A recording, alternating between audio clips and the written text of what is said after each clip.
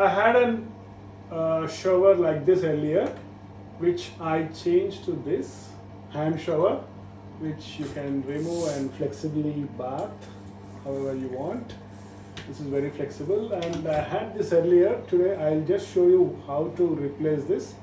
This shower is a kit which we get from Bunnings. This is $30-40 Flexi Spray brand. This is like medium quality. It has three different modes of operation. It's very simple. I just wanted to share my experience. This shower was earlier here with an 8-inch spanner. You need an 8-inch spanner to remove this. Just plug into this, rotate in the anti-clockwise direction to pull out from this. This comes out. Any shower, this is the key.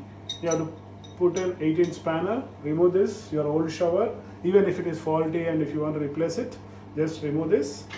And then you go here, then this part was there separately, which I just kept it here and rotated with hand till this part comes down. Once it came down, I attached the shower hook here. I use this thread seal tape while fixing the back part and this part, just in case if there is any leakage, to avoid leakage.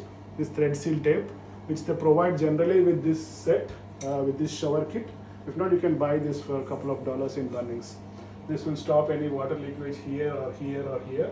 I have applied this thread seal tape while fixing this and this pipe connection also. It's a 3-piece, this 1 piece, this second piece, and this is third piece. First fix this, just rotate it till this part comes here, then put some thread seal tape and fix this, and fix the shower handle into this.